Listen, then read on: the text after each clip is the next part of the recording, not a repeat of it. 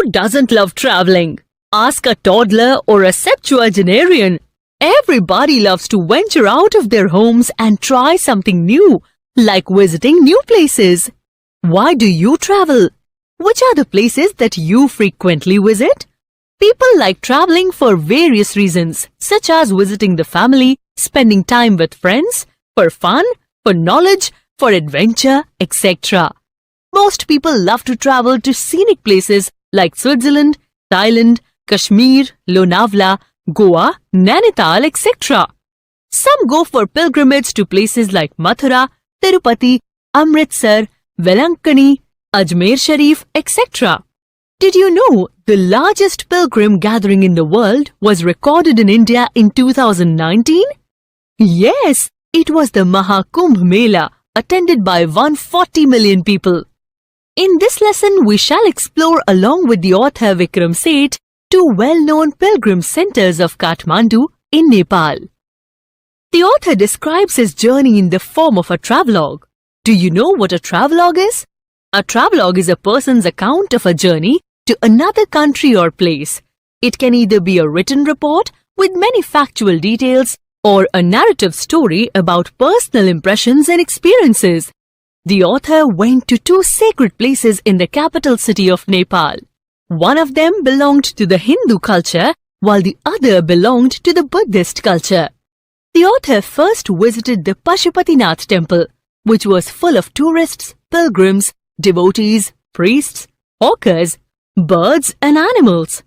There was a signboard at the entrance which mentioned that only Hindus were permitted inside the temple. The atmosphere was of complete chaos.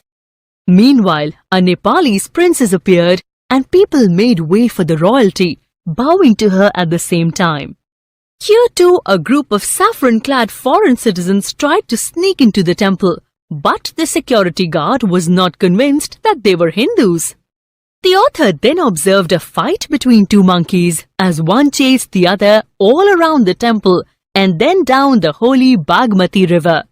It is fun and entertaining to watch animals playing, isn't it?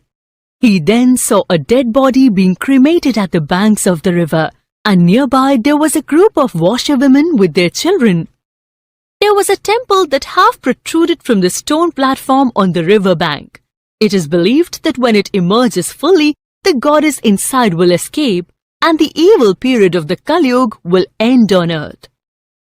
The author then reached the Bodhnath Stupa.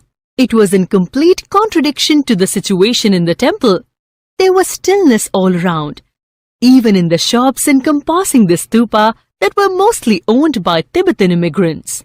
It was a haven of quietness in contrast to the busy surroundings of the Pashupatinath temple. Do you know the meaning of the word immigrant? How are they different from migrant? Well, immigrants are people who have come to a different country to live there permanently, whereas migrants are people who go to a foreign country or place, often to find work. The author found Kathmandu to be a vibrant city. There were fruit sellers, flute sellers, and some selling Western cosmetics, and some others selling Nepalese antiques. There were deafening sounds of music blared out from radios, horns, bicycle bells, and shouts of vendors selling their items. The author also indulged himself in the atmosphere buying eatables. At last, he thought of returning home. Had he been enthused about traveling his usual way, he would have gone by road, rail, waterways, and then finally would have reached home. But he was too exhausted, so he decided to reach home on a direct flight. When he neared the hotel he stayed at, he saw a flute seller playing a flute, with flutes protruding in every direction from the pole, reminding the author of a porcupine. The flute seller had cross flutes and recorders different from other varieties of flute, like the reedne, shakuhachi, bansuri, etc.